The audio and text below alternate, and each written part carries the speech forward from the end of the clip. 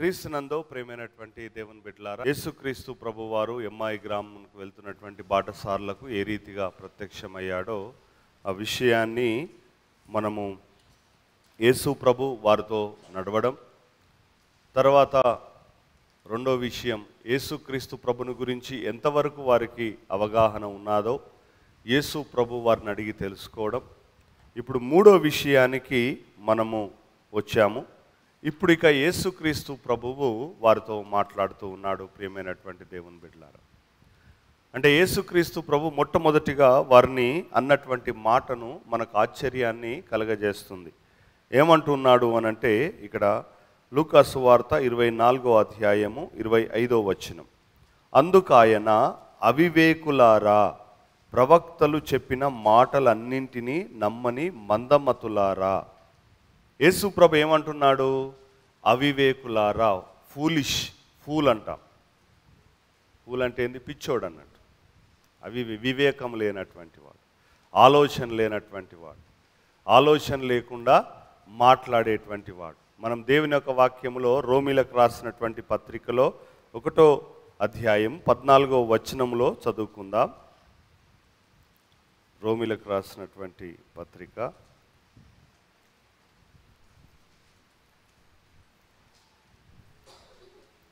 1వ అధ్యాయం 14వ వచనం చదివితే, గ్రీసు దేశస్థులు కాని వారికిని జ్ఞానులకును మూఢులకును నేను రుణస్థుడను. ఏమనుంది అక్కడ? మూఢులు అంటే ఫూలిష్, పిచ్చివారు అన్నట్టు, వివేకం జ్ఞానం లేనటువంటి వారు. తర్వాత ఇంకొక వచనంలో కూడా మనం చదువుకోవచ్చు. 22వ వచనం, వారు అవివేక హృదయము. ఏ హృదయం అట? అవివేకము, వివేకము లేనటువంటి, అంటే ఆలోచించలేనటువంటి. ప్రియమైనటువంటి దేవుని బిడ్డలారా, అంటే మనిషి ఆలోచించాలి. ప్రతి విషయాన్ని ఆలోచించగలిగేటువంటి శక్తిని దేవుడు, జ్ఞానాన్ని మనిషికి ఇచ్చాడు. అంటే ఒక కార్యాన్ని జరిగినప్పుడు ఆ కార్యంను గురించి, ఇది ఎట్లా, ఇది ఏంటిది, దీని గురించి ఏంటి, మరి ఇది ఇప్పుడు ఒకవేళ ఉదాహరణకి ఈ సృష్టిని మనం చూసాం. ఈ సృష్టిని మనం చూసినప్పుడు ఇంత పెద్ద సృష్టిని మరి ఏ విధంగా ఇది ప్రారంభమైంది, సృష్టించబడింది, ఏ విధంగా ఇది ఉనికిలోనికి వచ్చింది అని చెప్పి ఏం చేయాలి? ఆలోచించాలి. ఇవన్నిటినీ ఆలోచించుట ద్వారా అని దేవుని యొక్క వాక్యం సెలవిస్తాం. కాబట్టి ఇవన్నీ ఒక వివేకము కలిగినటువంటి వ్యక్తి ఆలోచించినప్పుడు ఏం చేస్తాడు? సత్యమును తెలుసుకోగలుగుతాడు, సత్యమును గ్రహించగలుగుతాడు. ప్రియమైనటువంటి, లెక్కల ప్రాబ్లం చేయగలుగుతాడు, కానీ దేవుని ప్రాబ్లమును మాత్రం ఏం చేస్తాడట? లెక్క తప్పుతా అంటాడు అన్నట్టు. ఫార్ములా తప్పు పెడతా అంటాడు. దాంట్లో ఫార్ములా తప్పు పెడితే ఏమవుతుంది? ఆన్సర్ ఏమవుతుంది? తప్పు వస్తుందా, రైట్ వస్తుందా? తప్పు వస్తుంది. అట్లాగే మనం కూడా ఆలోచన, వివేచన అనేది సరి అయినటువంటి రీతిలో ఉండాలి. మతి తప్పొద్దు. వీళ్ళది ఏందట? మందమతి అట. ఏ మతి? మతి అంటే ఏంటిది? మైండ్ అన్నట్టు. మతి అంటే ఏంటిది? మైండ్, మనస్సు. మందమతి ఏమైందట? అది బాగా మందంగా ఉన్నదట. హృదయం మందంగా ఉన్నది, మతి కూడా ఏమున్నదట? మందంగా ఉన్నది అన్నట్టు. బాగా కొవ్వు పట్టింది అనుకో, మైండ్కు పనిచేయదు సరిగా. అందుకే కొన్ని పదార్థాలట తినొద్దట. ఏం తినొద్దట? అవును, చదివే ముందు కొన్ని పదార్థాలు తినొద్దు. చదవడానికి ముందు ఈ శనగపిండితో చేసినవి, తర్వాత కొవ్వు పదార్థాలు, ఇట్లాంటివన్నీ తినొద్దు. ఏం చేస్తాయి అవి? తిన్నప్పుడు ఏమవుతుందంటే మైండ్కు ఆక్సిజన్ తగ్గుతుంది అన్నట్టు. మైండ్కి ఏమవుతుంది? ఎందుకంటే కడుపు బాగా అరగదీసేటువంటి పదార్థాలు మనం అంటే మనం మామూలుగా మటన్, చికెన్ ఇట్లా హెవీ పదార్థాలు తిన్నప్పుడు ఏమవుతుంది? కడుపుకి ఎక్కువ ఆక్సిజన్ కావాలి. ఎందుకంటే వాటిని అరగదీయాలి కదా. మరి ఏం చేయాలట? వాటిని అరగదీయడానికి శక్తి బాగా కావాలన్నట్టు. శక్తి బాగా కావాలంటే ఆక్సిజన్ బాగా అందాలి. సో మనం పీల్చే ఆక్సిజన్ అంతా కడుపుకే పోయినాక ఇక మైండ్కి పోదన్నట్టు. అందుకే మనకి ఏమవుతుంది? నిద్ర మత్తుగా అనిపిస్తూ ఉంటుంది అన్నట్టు. అంత ఇట్లా కళ్ళు ఎంత మూసుకపోతా అంటే ఇప్పుడు ఏమొస్తుందట? మందమతి వస్తుంది అన్నట్టు. ప్రియమైనటువంటి దేవుని బిడ్డలారా, ఎందుకు వీళ్ళని ఏమన్నాడు యేసు ప్రభు? వీళ్ళు మరి బైబిల్ తెలియదా? వాక్యం చదివిన వాళ్ళే మరి. అంటే నువ్వు వాక్యం చదవడం కాదు, నువ్వు ఎంత చదివినావు, ఎన్నిసార్లు చదివినావు, ఎంతసేపు చదివినావు, ఎన్ని అధ్యాయాలు చదివినావు, ఇవన్నీ ఒక లెక్కే. కానీ అవన్నీ నువ్వు ఎంత చదివినా, బైబిల్ నువ్వు 100 సార్లు చదివినా, 1000 సార్లు చదివినా దాన్ని అర్థం చేసుకోకపోతే మాత్రము నువ్వు మందమతే. దాన్ని అర్థం చేసుకోకపోతే ఎమ్మతి, మందమతి. యేసు ప్రభు వాళ్ళను గద్దిస్తున్నాడు, మందమతులారా అంటున్నాడు, విచ్చోడా అంటున్నారు. ఏం మైండ్ ఉన్నదా నీకు? వీళ్ళకేం కోపం వస్తుంది, మైండ్ అప్పో నన్ను మైండ్ ఉన్నదా అంట, నాకు మైండ్ లేదా, నాకు తెలియదా?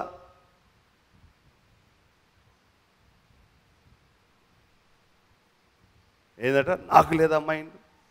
మరి వీళ్ళు అన్నారా, ఏం మాట్లాడుతున్నావు, మందమతున్నా అంటావా నన్ను అన్నారా ఆ బాటసార్లు? అన్నారా ఆ బాటసార్లు? ఆయన ఎవరో తెలియదు, యేసుప్రభు అని తెలుసా వాళ్ళు? యేసుప్రభు అని తెలుసా వాళ్ళకి? తెలియదు. సరే యేసుప్రభు అని తెలిస్తే పడుదురు వాళ్ళు మాట, ఎందుకంటే అరే యేసుప్రభుయే కదా అనుకునేవాళ్ళు.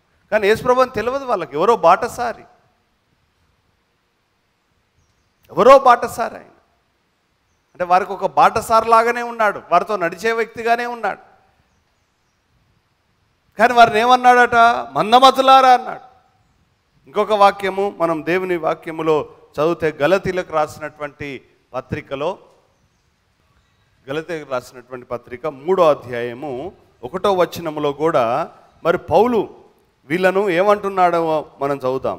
ఓ అవివేకులైన గలతీయులారా. ఎవరట? అవివేకులైన గలతీయులారా, వివేకము లేనటువంటి గలతీయులారా. ఎందుకు? వీళ్ళు ఏం చేశారు? వీరికి కృప ద్వారా సువార్త ప్రకటించబడి యేసునందలి విశ్వాసము ద్వారా పాప క్షమాపణ రక్షణ కలిగిన తర్వాత ఏం పొందాలనుకుంటున్నారట? ధర్మశాస్త్ర ప్రకారంగా నీతిమంతులము కావాలి, సున్నతి పొందాలని ఆలోచన చేస్తూ ఉన్నారు.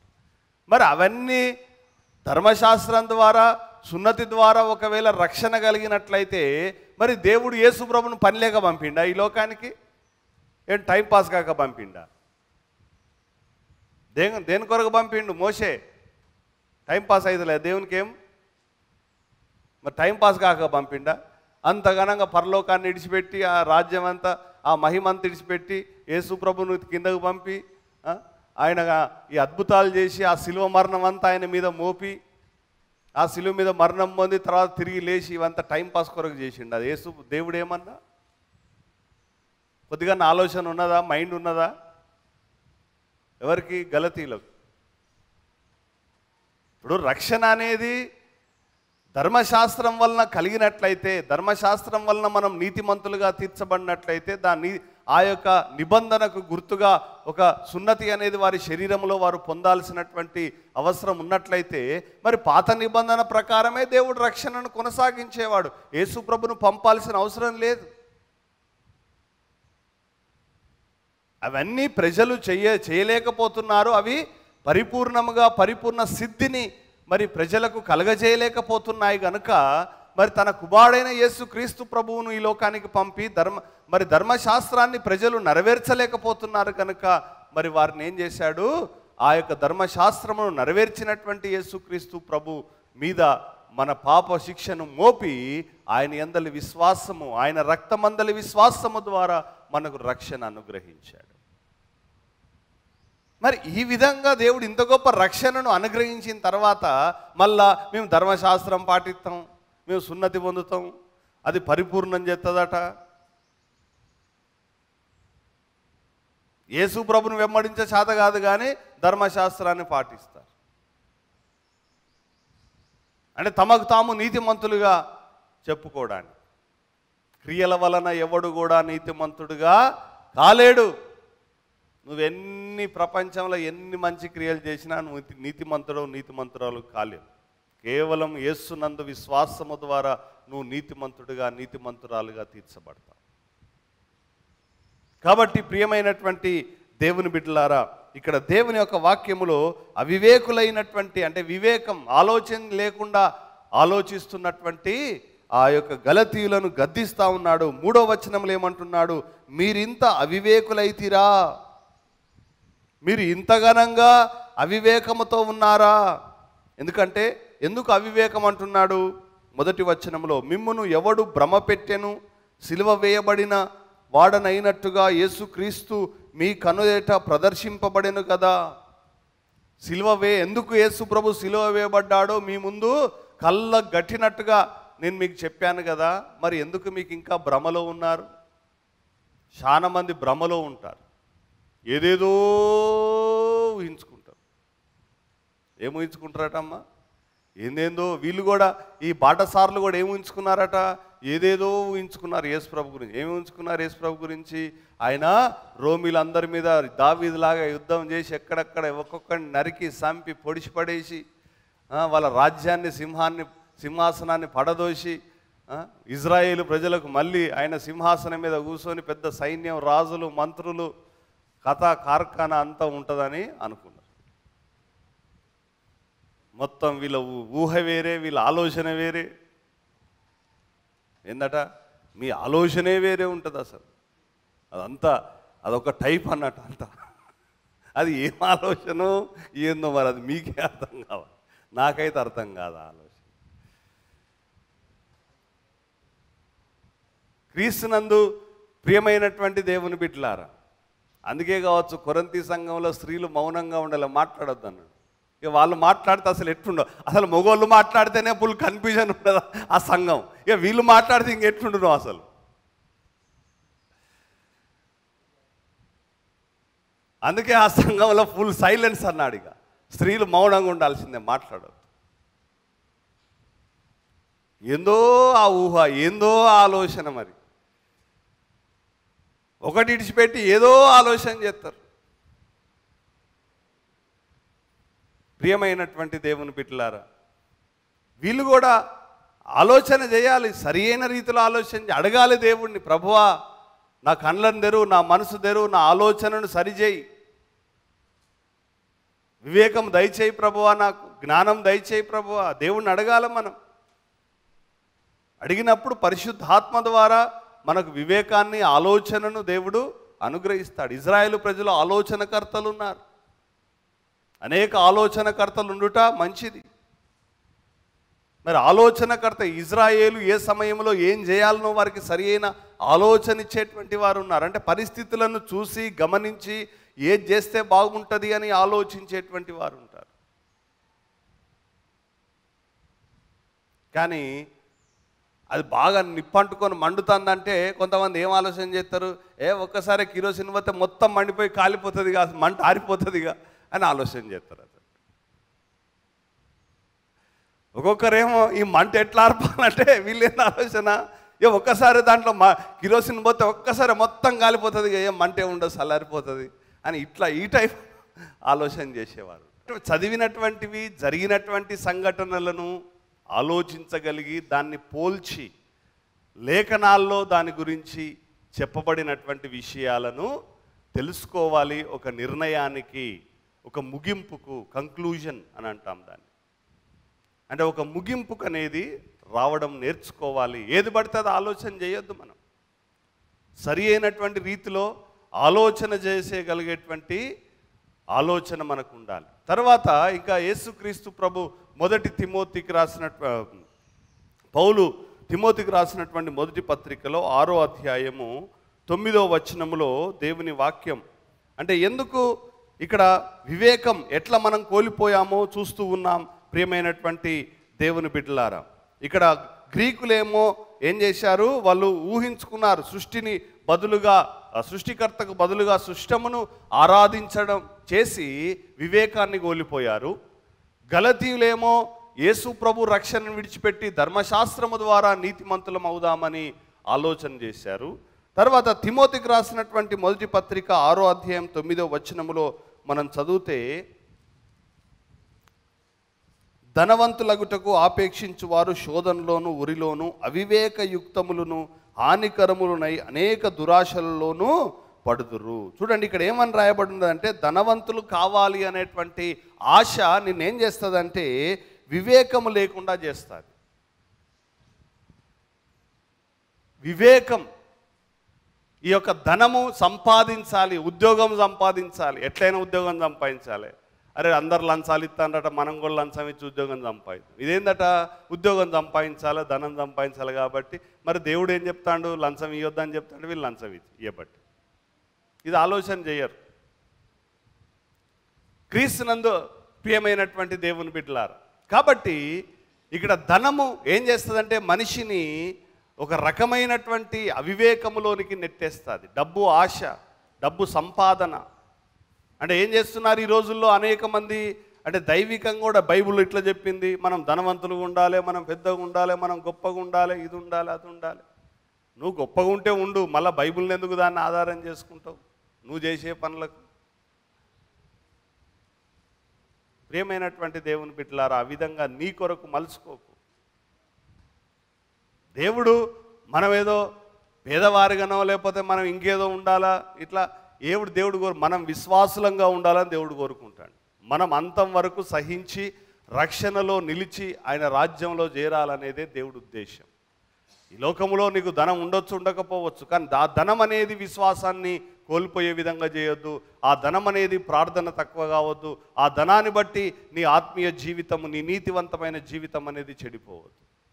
ధనము ఏం చేస్తుంది, మనిషి వివేచన కోల్పోయి. చూడండి, యూదా ఇస్కారియోతు ఏం చేశాడు, ధనం ఆశ వలన తన గురువునే అప్పచెప్పాడు. ఆకాను ధనాశ వలన తను ఆజ్ఞను మర్చిపోయాడు, దేవుని మాటను మర్చిపోయాడు, అవివేకంగా ప్రవర్తించాడు. కాబట్టి ఆ వివేచన కోల్పోతారు. కాబట్టి నీ వివేచన అనేది జాగ్రత్త, దేవుణ్ణి అడగాలి. ప్రియమైనటువంటి బిడ్డలారా, తీతుకు రాసినటువంటి పత్రిక 3వ అధ్యాయం 3వ వచనంలో కూడా మనకు రాయబడి ఉన్నది. ఎందుకనగా మనము కూడా మునుపు అవివేకులమును అవిధేయులమును మోసపోయిన వారమును నానా విధములైన దురాశలకును. ఎందుకంటే ఇంతకు మునుపు అవివేకంగా మనం ప్రవర్తించాం, వివేకము లేకుండా మనం జీవించాం, అంటే అనాలోచనగా నడిచాం. ప్రియమైనటువంటి బిడ్డలారా, మనము తల్లిదండ్రులు చెప్పిందో ఇంకోరు చెప్పిందో వాళ్ళు ఏం చెప్తే అది చేసుకుంటూ పోయాము. మరి ఇది కరెక్టా కాదా, ఏంటిది సరి అయిందా లేదా అని ఆలోచన లేకుండా చేశాము, జీవించాం. కానీ ఇప్పుడు ఈ యొక్క లేఖనాలు చదివినటువంటి వీరు ఏం చేస్తున్నారు, వారి స్వంతగా వారి ఆలోచన ప్రకారంగా వారు ఇట్లుంటే బాగుంటుంది, అట్లుంటే బాగుంటుంది, యేసు ప్రభు వచ్చి ఈ యొక్క రోమీలను పడగొడితే బాగుంటుంది అని ఈ విధంగా ఆలోచన చేస్తూ ఉన్నారు. దేవుని తలంపులు మన తలంపులు భూమి ఆకాశానికి ఎంత తేడా ఉన్నాదో, తూర్పుకి పడమరకి ఎంత దూరంగా ఉన్నాదో అంత దూరంలో ఉన్నాయి అని చెప్పి దేవుని వాక్యం సెలవిస్తూ ఉంది. కాబట్టి వీళ్ళను ఏమంటున్నాడు, మందమతులారా. వాళ్ళది ఏమైపోయింది, అజ్ఞానముతో అవివేకముతో నింపబడ్డాది. వారు యొక్క మనస్సు అంధకారమైపోయింది, వెలుగు లేదు వాళ్ళ యొక్క మనసులో. పరిశుద్ధాత్మ వెలుగులో చదవట్లేదు, క్రీస్తు వెలుగులో ఆ వాక్యాన్ని చదవట్లేదు. వాళ్ళ సొంతగా వాక్యం చదువుకొని ఏదో అనుకొని ఏదో ఊహించుకొని ఏదో వాక్యాలు చెప్తా ఉన్నారు. ప్రియబిడ్డల, కానీ ఆయనను గురించినటువంటి ఆ లేఖనాలను సరి అయినటువంటి రీతిలో తెలుసుకోలేకపోయారు, అర్థం చేసుకోలేకపోయారు. కాబట్టి వాళ్ళను మందమతులారా, అవివేకులారా. చూడండి, ఇంకొక మాట ఏమంటున్నాడు అని అంటే, ప్రవక్తలు చెప్పిన మాటలన్నింటినీ నమ్మని మందమతులారా. చూడండి, ప్రవక్తల మాటలను ఏం చేయట్లేరు, వాళ్ళు నమ్మట్లేరు. ప్రవక్తలు చెప్పారు, ఎప్పుడో పురాతన కాలంలోనే ప్రవక్తలు ప్రవచించారు, ప్రవచనాలు చెప్పారు. ఆ ప్రవచనాలను ఏం చేయట్లే, వాళ్ళు నమ్మట్లే, ప్రవచనాలను నమ్మట్లేరు. దొంగ ప్రవచనాలు నమ్ముతారు కానీ సత్య ప్రవచనాలు నమ్మరు. ప్రియమైనటువంటి బిడ్డలారా, ప్రవచనాన్ని నమ్మినటువంటి వారి జీవితంలో దేవుని యొక్క ఆశీర్వాదాలు ఉంటాయి. కానీ ప్రవక్త మాట నమ్మనటువంటి వారి జీవితంలో దేవుని వెలుగు, దేవుని ఆశీర్వాదాలు ఉండవు. చూడండి, ఇక్కడ ప్రవక్తల మాటలు నమ్మనటువంటి మందమతులారా అని చెప్పి, మరి మోషేయు సమస్త ప్రవక్తలను మొదలుకొని లేఖన అన్నింటిలో తన్ను గూర్చిన వచనాల భావమును వారికి తెలిపెను. యేసుప్రభు ఏం చేశాడు, తనను గురించి రాయబడినటువంటి ప్రవచనాలు, మరి యేసుక్రీస్తు ప్రభును గురించి రాయబడినటువంటి ముఖ్యమైన ప్రవచనాలు ఏంటి, మరి ఆయన ముఖ్యంగా ఇక్కడ మరణము పునరుత్థానాన్ని గురించి సెలవిస్తున్నటువంటి మాటలను మీరు చదువుకోవచ్చు. ప్రియమైనటువంటి దేవుని బిడ్డలారా, అక్కడ మనము యేసుక్రీస్తు ప్రభుని గురించి రాయబడినటువంటి ప్రవచనాలు ఏంటి అంటే, మనము మొదటిది ప్రవచనం ఆదికాండములో 3వ అధ్యాయం 15వ వచనములో క్రీస్తును గురించి రాయబడినటువంటి ప్రవచనం. ప్రియమైనటువంటి దేవుని బిడ్డలారా,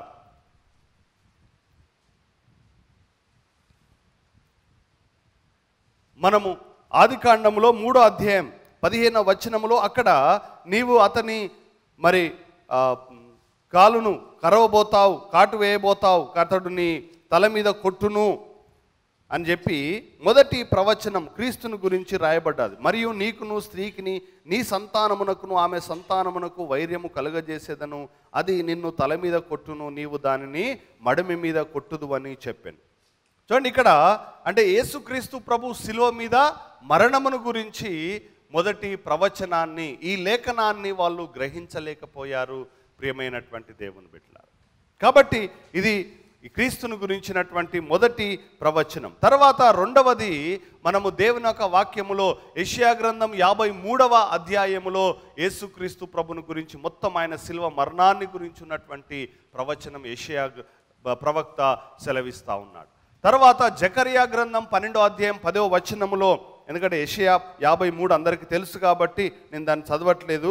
తర్వాత జకర్యా ప్రవక్త గ్రంథం 12వ అధ్యాయములో యేసుక్రీస్తు ప్రభుని గురించి ఉన్నటువంటి ప్రవచనాన్ని మరి క్రీస్తు ప్రభు వారు తెలియజేస్తూ ఉన్నారు. వారికి తెలియజేయడం కాదు, దాన్ని వివరిస్తూ ఉన్నాడు. అంటే ఈ ప్రవచనాలు తెలుసు వాళ్ళకి, క్రీస్తుని గురించినటువంటి ఈ ప్రవచనాలు తెలిసినప్పటికీ దాన్ని వాళ్ళు క్రీస్తును పోల్చుకొని క్రీస్తు జీవితంలో నెరవేరింది, దీనివలనే క్రీస్తు శిలువ మరణాన్ని పొందాడు అని వాళ్ళు గ్రహించలేకపోయారు.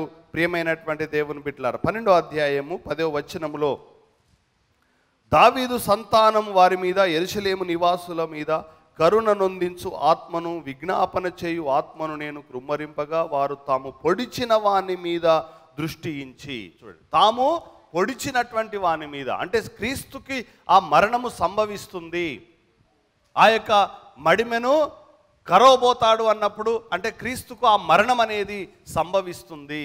యెషయా గ్రంథంలో కూడా ఆయనకు వదకు తేబడిన గొర్రె పిల్లలాగా ఉంటాడు, మన అతిక్రమాలు ఆయన మీద మోపబడతాయి అనేది ఆయన మరణాన్ని గురించి సూచిస్తూ ఉంది. ఇక్కడ జకర్యా గ్రంథంలో కూడా ఏమని రాయబడి, పొడిచిన వాని మీద అంటే ఆయనకు మరణ శిక్షను విధించినటువంటి, మరణం పొందుతుంటే అందరూ చూస్తారు అని చెప్పి ఆయన గురించినటువంటి ప్రవచనం ఉన్నది. తర్వాత మనం ఇంకొక వాక్యం మలాకి ప్రవక్త గ్రంథములో 3వ అధ్యాయం 1వ వచనములో దేవుని యొక్క వాక్యాన్ని చదువుకుందాం. మలాకి గ్రంథము 3వ అధ్యాయము 1వ వచనం, ఇదిగో నాకు ముందుగా మార్గము సిద్ధపరచుటకై నేను నా దూతను పంపుచున్నాను, మీరు వెదుకుచున్న ప్రభు అనగా మీరు కోరు నిబంధన దూతను తన ఆలయమునకు హఠాత్తుగా వచ్చును, ఇదిగో ఆయన వచ్చుచున్నాడని సైన్యములకు అధిపతి యెహోవా సెలవిచ్చుచున్నాడు.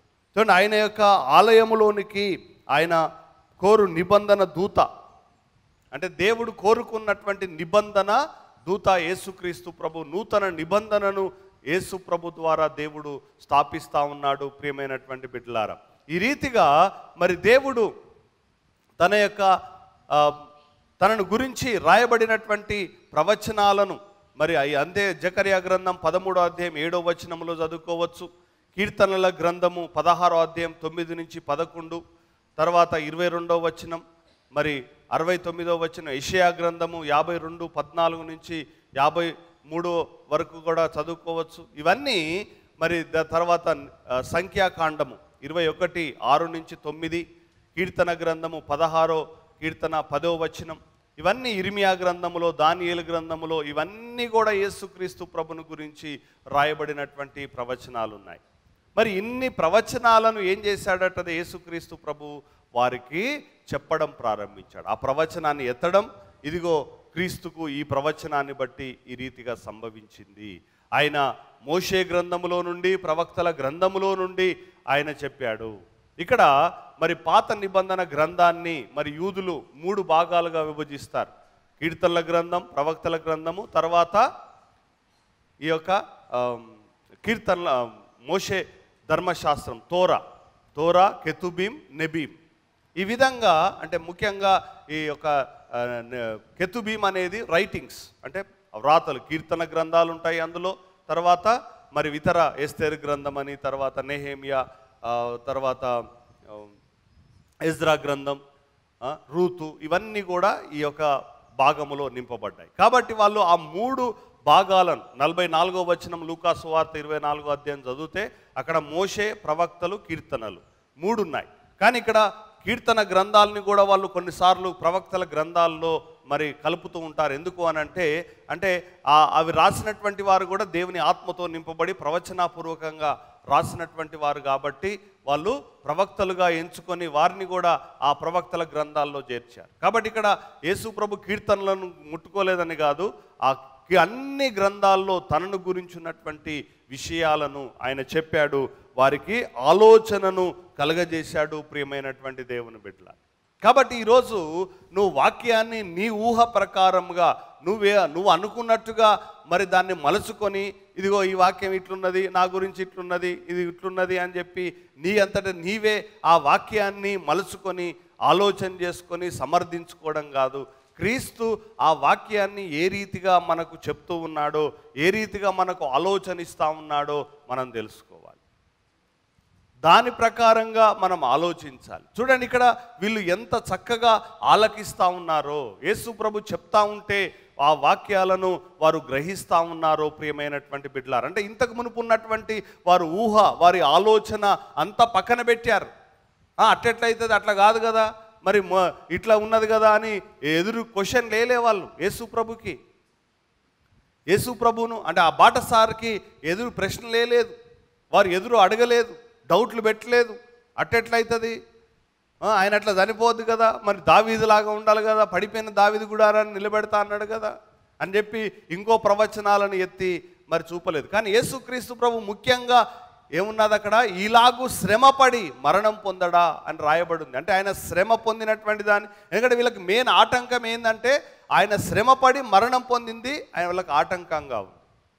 కాబట్టి ఇలాగూ శ్రమపడి మరణం పొందుతాడు అనేటువంటి విషయాన్ని ప్రవక్తలు ప్రవచించారు. ఆ ప్రవచనాల ప్రకారంగా, ఎందుకంటే మిగతా ప్రవచనాలన్నీ నెరవేరాయి. యేసు ప్రభుని గురించి ఈ యొక్క ఎమ్మాయి గ్రామానికి వెళ్తున్న బాటసారులకు ఇతర ప్రవచనాల గురించి డౌట్ లేదు.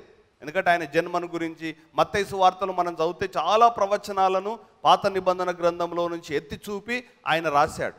కాబట్టి చాలా ప్రవచనాలను గురించి, వారి జన్మ, జీవితము అన్నిటి గురించి వారికి సందేహం లేదు. కానీ కేవలం ఒక శిల్వ మరణాన్ని గురించే వారికి ఒక సందేహం ఉంది. అంటే దాన్ని వాళ్ళు ఇలాగ ఎట్లా జరుగుతుంది, ఇటెట్లయితుంది, క్రీస్తు ఎందుకు ఇది సంభవించింది క్రీస్తు యేసు ప్రభుకి అని వాళ్ళు సందేహిస్తూ ఉన్నారు.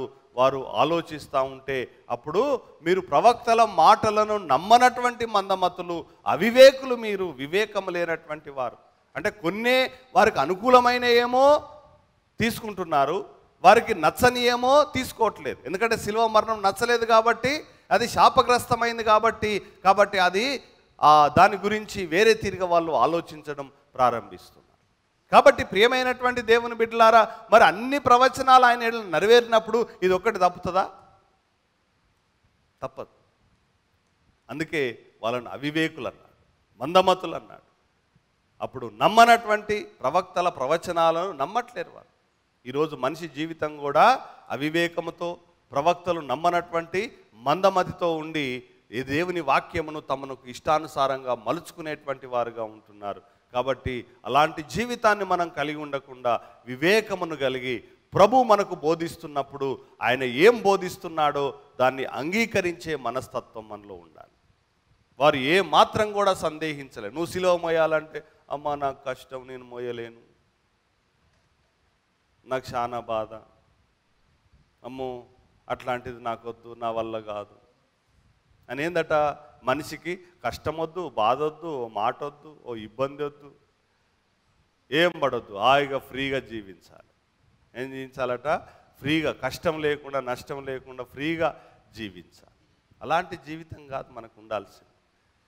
క్రీస్తు ఏం చెప్తాడో అది అంగీకరించే మనస్తత్వం మనలో ఉండాలి, గ్రహించగలిగేటువంటి మనస్తత్వం మనలో ఉండాలి. ఆ ప్రవచనాలను ఎప్పుడైతే వారికి బోధిస్తూ ఉన్నాడో వారు చక్కగా దాన్ని అర్థం చేసుకున్నారు, గ్రహించారు, అంగీకరించారు.